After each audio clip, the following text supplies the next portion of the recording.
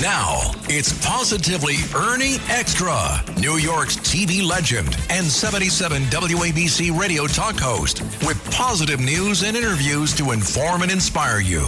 Now, here's Ernie Anastos. All right. Thank you so much. Hi, everybody, with another great show. I'm Ernie Anastos. Let's talk about going from negative to positive. How to turn negative thoughts into positive action, and humor can also be a big help. Let's face it, we've had some very tough and dark moments with pandemic, and it's gotten a lot better. But in addition to all of that, a lot of people are still struggling with negative thoughts, like in general. We often hear that voice, that voice that's in the head, little voice that talks to us. Sometimes we like what we hear, and maybe too often we don't like what we hear. But we don't want you to worry, because we have a lot of help today, and we're going to be talking about something that I really enjoy, positive thinking. I want you to say hi to Dr. Jeffrey Gurian. Jeff is in the room, and is there enough space here for all the positivity that we're going to be talking about? Hi, Jeff. Hi, Ernie. How are you? So great to see you. Good to see you. You are the essence of positivity, really. When I heard that you had this show, Positively Ernie, I'm like, it's so perfect for you, because you literally radiate positive energy, and you always have. Thank you, Jeff. I enjoy doing that. I want people to know a little bit more about you, because professionally, Dr. Jeff is a dentist. Pretty good one, too, in fact. But you're also a whole lot more than that. A best-selling author, 8 books, motivational speaker on happiness, mindset, changing negative thinking to positive. And if that's not enough, he's also a comedian. Is there anything else you do, Jeff? I got a lot of hyphens in my name. My goodness. Too many. I want people to know about who you are and why you do what you do. I mean, we just talked about the books that you've written. Talk about positivity. You're complimenting me. What about you? I mean, this is what you do. You try to make people happy through the writings and through your humor. Tell me a little bit more about that so people can know. My goal has always been to put positive energy out to the universe. When I was in practice, I was a cosmetic specialist, and I made people look beautiful. When I was 12 years old, I decided I wanted to be a doctor of some kind. Wow. And I knew that I was too sensitive to handle life and death situations. And I was wearing braces, and I said, you know what, this is great. I can make people look beautiful. They have a great smile. Wow. So I wanted to be an orthodontist, and I was already writing comedy at 12 years old. Are you serious? I swear. You were 12 years old, you knew you wanted to be a doctor, and you also were writing comedy. And my whole life has been that. Wow. I never changed. Most 12-year-olds have no idea what they want to do, or they want to be a policeman or a fireman, and they change their mind. I stuck with it all these years, and it used to confuse me. I'm like, well, I know I want to be a dentist, but how can I combine that with show business? No one's ever done that before. What were the influences, for you to think about medicine and humor? I wanted to help people. I knew that I wanted to do something where I could help heal people. And my dad and mom both had great sense of humor. My dad used to take me to comedy films when I was a little kid to see the Marx Brothers, and Laurel and Hardy. Oh, there you go. And he just instilled this sense of humor in me. He was a wonderful guy. And so I just always grew up trying to look at the bright side of things. I was a very severe stutterer, and I talk about that a lot. I stuttered into my 30s. I couldn't even say my name. I could never say Gurian.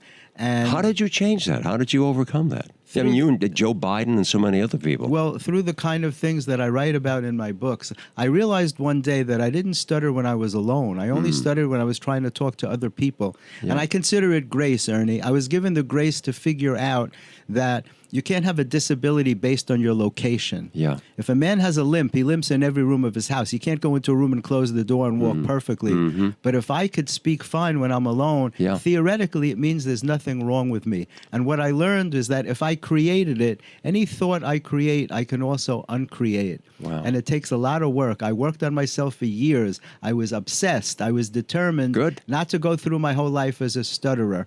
And as you can see, I cured myself. You sure did. And as an avocation, I now work with stutterers all over the world, and I teach them how not to stutter. Jeff, I have to tell you this. I love talking to people like you, because you're an inspiration. And I think a lot of people listening to us are going to say the same thing. Here's a guy that could have said, I give up. I have a problem. And just, walked away and just said, I'm not going to do anything about it. But you're determined. Now, do you think that kind of attitude is instilled in you in some way, or do you think you're born with something like that? That's a very interesting question. Life gives each one of us obstacles. And you have a choice. You can either be crushed by them, or you can draw on some inner strength that sometimes you don't even know you have, and you can overcome them. And I've always been fascinated by that. My last book, my 8th book, is called Facing Adversity, Stories of Courage and Inspiration.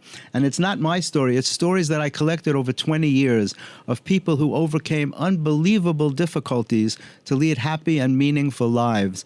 And I've always been inspired by that. There's a quote that I carry with me. If you noticed, I pulled this out of my pocket. Go ahead. And if you don't mind me reading this, no, I love it. About fear. Yeah. Our deepest fear is not that we are inadequate. Our deepest fear is that we are powerful beyond measure. It is our light, not our darkness, that frightens us. We ask ourselves, who am I to be brilliant, gorgeous, talented, and fabulous? Actually, who are you not to be? Your playing small doesn't serve the world. There's nothing enlightened about shrinking so that others won't feel insecure around you. We were born to manifest the glory within us. It's in everyone. And as we let our own light shine, we unconsciously give other people permission to do the same. As we are liberated from our own fear, our presence automatically liberates others. And where did you find that? I love that. That's very strong. It's a statement by Marianne Williamson, and as you can see, I carry it with me every day. Yeah. I had the pleasure of doing radio with her once to help you her were thrilled promote doing a book. I was She's so fantastic. thrilled. But you've written all these books, and I love your quotations because I'm a collector as well. In fact, I wrote one down the other day. Holding a grudge doesn't make you strong. It makes you bitter. Forgiving doesn't make you weak. It sets you free. Exactly. Okay, so you and I both share, I think quotations are great because they say so much in a few words. Now tell me something. You've written 8 books here, man. It's all about happiness and helping people overcome. Does it all come from within? Do you see something? Are you having these experiences and you share them with other people? How do you write 8 books like that? Well, 5 of my books are on comedy. One was with Chris Rock, as a matter of fact, about the history of the legendary comedy club, the comic strip, where he was discovered by Eddie Murphy. But my last 3 books are on happiness and mindset. I spent 20 years on the board of this interesting group called the Association for Spirituality and Psychotherapy.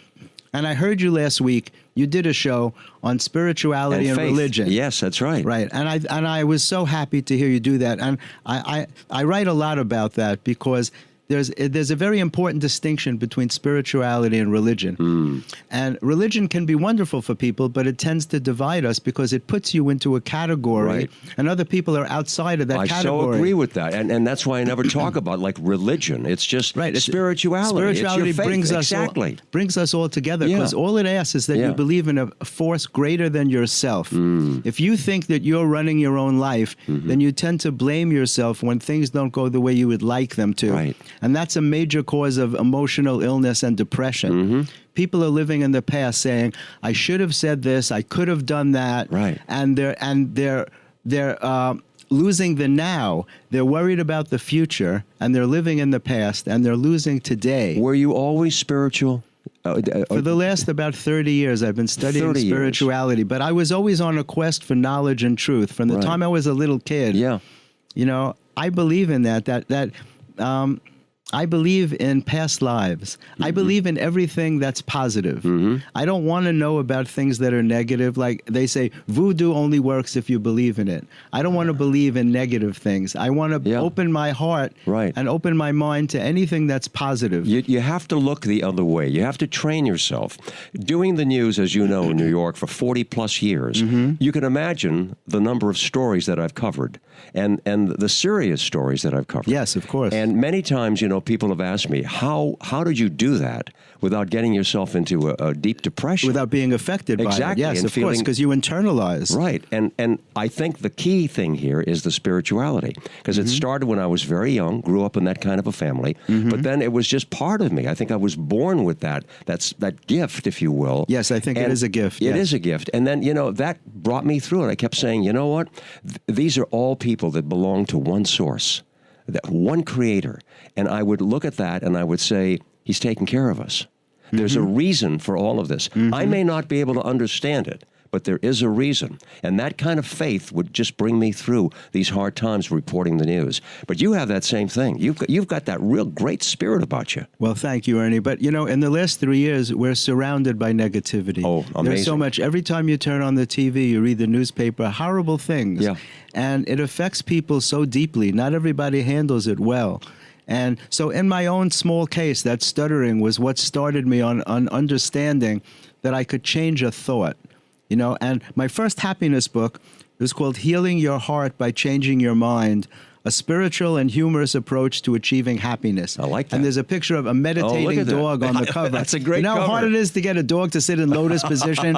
It's almost impossible. That's a great. Now, Jeff, give me a headline out of that book. Tell me something out of that book that really stands out in your mind. When you were writing it, there must be one or two things that you'd say, this is what I want to get across. Yes. You can't change your past. The only thing you could change is your perspective of your past. That's good. And the reason that I say that is because when I say healing your heart, I'm not talking about heart disease. It actually helped me overcome a heart attack. I had a widowmaker heart attack about 8 years ago. Oh. And my positive thinking, I believe, is what helped me to get through that, as it helped me get through COVID, double pneumonia. But what I'm talking about here, I call them heart wounds. From the time we're children, every time someone has ever hurt your feelings or broken a promise to you, right, or insulted you or hurt you in some way, it stays lodged inside of us in our heart chakra. And I call them heart wounds. And they affect our self-esteem and they affect our self-confidence. If you were ever bullied as a child, which many people were, sure, on some level, we don't want to believe these negative things that people said about us. Sometimes they even came from parents. Children grow up, they don't always have supportive parents. Very often they were given a message that they'll never be successful, that they don't amount to anything. Yeah. That stays with you, and it affects your self-esteem and self-confidence, and it affects every decision you make in your life. For sure. Because every time you're called upon to make a decision, you think about what to do. You use your thoughts, right? Right. Who else's thoughts can you use but your own? But your own, exactly. But if your thoughts are not valid, if you're holding negative thoughts, right, your decisions are not going to work out, which is why people get the same pattern through their life, the same bad job over and over again, the same bad relationship over and over again. I know you believe in the law of attraction as well. Yes, of course. 100%. Karma. You bring into your life what you put out. What you believe, can become whatever it is. And exactly. If you talk to, and I've interviewed so many people, psychologists, psychiatrists, most of the time when they talk about their clients, their patients, they talk about the problem from the past. Something Always. in the past, and Always. they're trying to overcome it, trying to change it, trying to improve it, and to that's release. And so what do we do about that, Jeff? I mean, if you're fortunate to have a good family, and they give you the support and that self-esteem that you need, but if you're not, how do you get that? How do you process that? Yeah, what do you do? Look, it's not easy, Ernie. It's work. It really takes work. You have to realize that, there's a spiritual concept that we're born into the families that we're born into to learn lessons that we didn't learn in a previous life. Yeah. And some people have very difficult childhoods. And you have to process that by saying, well, your parents did the best that they could do. It may not have been good at all, but nobody woke up in the morning and say, how can we ruin our child's life today? People make bad choices. And you can either stick with that and let it ruin your life, or you can make a choice to change the way you think. That's why I said you can't change your past. The only thing you could change is your perspective of your past. Exactly. It's how you view your child. You know that stupid saying they teach us, sticks and stones will break your bones, but words will never harm you. That's right. It's the furthest from the truth. Yeah. Because all the bruises you got as a kid healed up a long time ago. Absolutely. But every single one of us can remember something that someone said that hurt our feelings. Yeah. And you know what? And I always root for people who have had difficulties in their life, and they were able to overcome it. They found the strength. They found someone that could help them. They read something. They were motivated to be able to change, and I think that's great. You want to talk about the environment these days. My goodness, take a look at what's going on with social media, what's happening with reality television, and all the negativity that's out there. I mean, a kid is bullied. You talked about that's a serious problem. Bullying Kids are is committing horrible. suicide. They're having difficulty with that. But you think about how much negativity there is out there. If a kid is bullied, it's It's not like the old days, which was bad enough in the schoolyard. Now it's everywhere. Now it's everywhere. Now they put it out there, and everybody can see it. And they manipulate the videos. They manipulate your voice. So they match you up doing horrible things. Yeah, this AI thing that they can create something that you never said or did. It's unbelievable. And make it look real. And you say, how are you going to recover from things like that? And what are we doing? I love to find solutions to problems. Yes. That's one of my big things right now. Yes. There's a problem. How are we making it better? How can we improve on it? So how, Jeff, with all of your information, books you've written, and your spirituality, how can we make things better for people? You know what? We're focusing on the lowest common denominator. Social media is so much pressure. They talk about it, especially for young women. Yes. There are people using filters to make themselves look gorgeous. And other girls look at that and they say they can't measure up. And it's causing a lot of depression amongst our young people. Social media can be a blessing and a curse. What the solution is, I don't know. I myself, I find myself looking at my phone way too much. It's very hard to stop looking. It seems that look, I'll relate it to chocolate. I have a problem with chocolate. And I can still buy a pack of 2 cupcakes and swear that I'm going to eat one today and the next one tomorrow. Yeah, you eat them both. And I wait, no, but not right away. I wrap up that second cupcake and I go to my desk to work and I'm thinking about that second cupcake, Ernie. And I go in and I don't bite it. I take a knife and I slice a piece. And I go back and forth like a lunatic. I go back to my desk and I'm slicing pieces of that cupcake until finally there's such a small piece I eat it. The interesting thing is I don't need to leave the house to buy more. I just need to finish what's there. There you go. And I do a lot of work with 12-step people. And I'll tell you something. With alcohol and drugs, that's how a lot of people wind up ODing. Because when you have an addictive personality, you can't stop. Sometimes there's something called the phenomenon of craving. I don't know if I mentioned it. I spent 20 years on the board of the Association for Spirituality and Psychotherapy. Yeah, you mentioned that, sure. And I wound up lecturing at energy psychology conferences. My specialty was treating headaches that cause from stress, clenching and grinding your teeth. Oh, sure. Which is a very, very common problem. Very common, And I'm glad to be able to say this briefly on the air because a lot of your listeners may wake up in the morning with neck pain. And if you wake up in the morning and your neck hurts, the last person in the world you would think to tell would be your dentist, right? Why would you ever tell your dentist that your neck hurts? Or something? TMJ. Yeah. But because we're surrounded by stress, people are breaking fillings, they're cracking their teeth, and they're getting what they think are migraine headaches. And they're coming from clenching and grinding. All that from stress. Which causes the muscles of the jaw to go into spasm. And the muscles of the jaw connect into the temple region. They connect behind your head in the occipital region. You get a bad headache. And they even go into the shoulders. Wow. So you can wake up in the morning and you could have neck pain and back pain and not know that it's coming from your jaw. And the source of that is just being stressed out. Being stressed out. Let me ask you something. Yeah, go ahead. Because, I like to talk about solutions. Now, I don't know if you agree with me, but I feel that our educational system needs to be revamped in many ways. Completely. Totally. And what we need to do is stop trying to be so, politically correct, if you will, whatever the excuse is. We need to get into our schools because that's where the kids spend so much time. Yes. We need to have courses that are well put together to be able to teach our kids self-esteem, to be able to talk about social media and the problems associated with it and how we can overcome it. We need to form a community again, a real community to be able to help each other. I don't know if you agree with that, but I think schools 100%. really have a great opportunity. Political correctness is killing us. People don't know what to say anymore. In the comedy world especially, I don't talk about controversial things on stage, but there are some comics who do. And I think people need to use their intuition to see whether a person is coming from a place of love or a place of hate. You know who the haters are. Sure you do. You can tell by the way they speak and what they're saying. Yeah.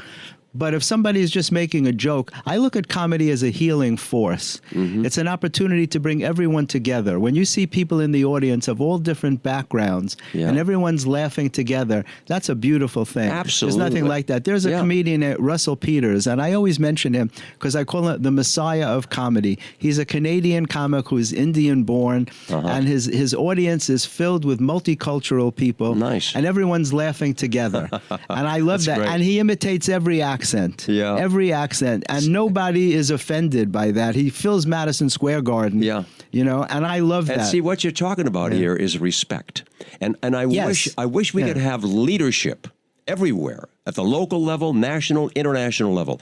I'd like to see leadership where someone turns around and says, look, what we're going to do is we're going to promote a sense of respect for one another.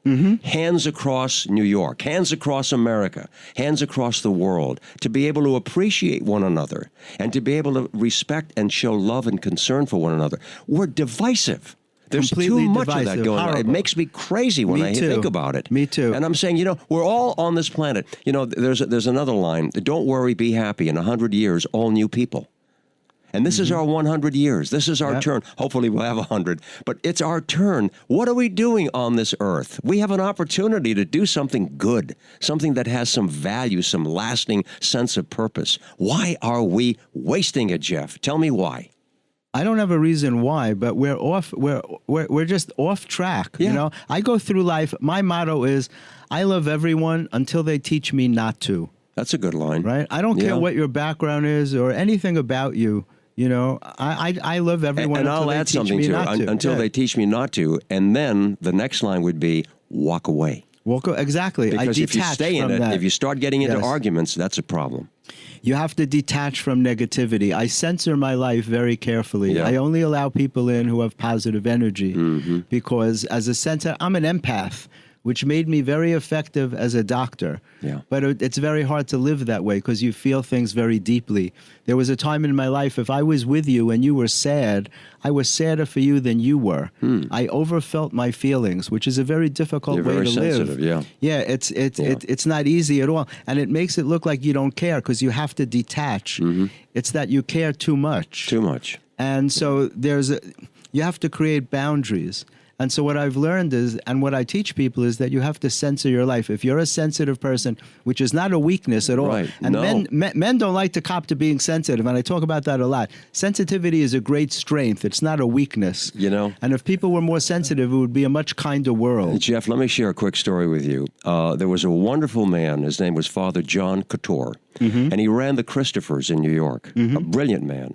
PhD, he did so much work, and he helped homeless people. He worked in the prisons. He did marvelous work. He became a good personal friend. He has since gone, and I miss him. I always called him Jack. He wanted me to call him Jack. Father John Couture. And one time I was sitting there talking to him, and I said, Jack, I said, sometimes I feel so sensitive that if a story moves me when someone's talking to me, I can cry easily. You feel tears. Yeah, me too. I have no control over it. Yeah, but he said to me, he said, don't think of that as a weakness. I said, really? I said, because sometimes I worry about, crying in public. No. He said, there's something called the gift of tears. And he said, look it up. And when you have this feeling of compassion for other humans, you are recognizing the divinity within you. Yes, absolutely. And that's a good thing to recognize. So you just kind of have to be careful with it, of course, so you want to be strong and certain. But having that sensitivity that you just talked about and that I have, that's a blessing, not a curse. And it's funny that you said that. A rabbi told me the same thing. Really? I already knew it, but I have a friend who's a rabbi, a very popular rabbi, a Chabad rabbi in Brooklyn. His name is Shmari Gurari, of all places. And he came to my house one day after we met. We met socially, and I never expected to have a rabbi as a friend. And he's a wonderful guy. And he came to my house, and he wanted to do a ceremony with me where they put on tefillin, it's called. It's a prayer thing that they wrap around you. Yeah. Orthodox Jewish people do it. Right. And as he put it on me, it brought tears to my eyes. I can feel it happening as I'm telling you the story.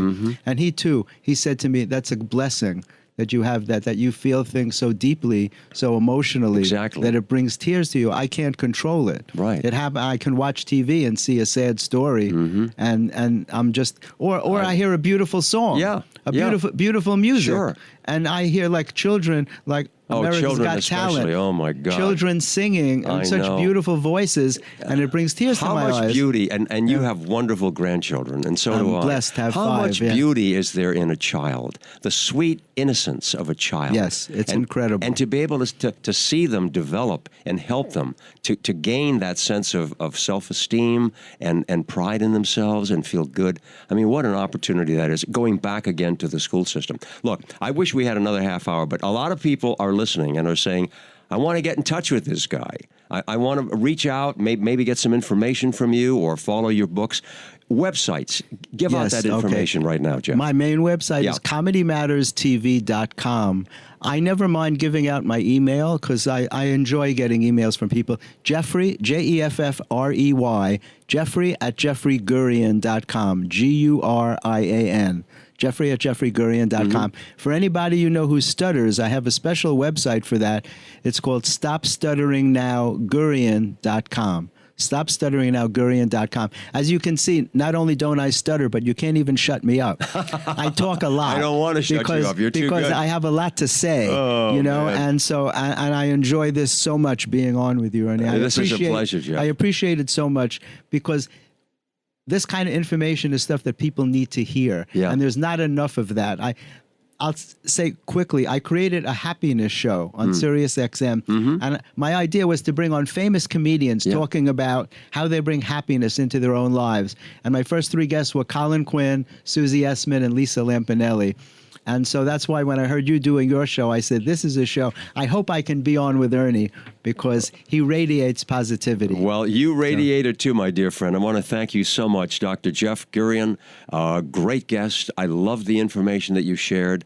We just kept looking at each other throughout this interview. The whole time. Right. I'm we just kept going. We didn't have to think about what questions were next. It was all natural. No None dead whatsoever. air. It could have gone on for an hour or more. I think you're great. I certainly hope you'll come back and visit with us again. I'll come back anytime you want me. Wishing you all the very best. I want to thank all of you out there for listening to our positive newscast and our positive podcast, because that's what we're all about. Have a great day, everybody. Thanks for joining us, and we'll see you next time.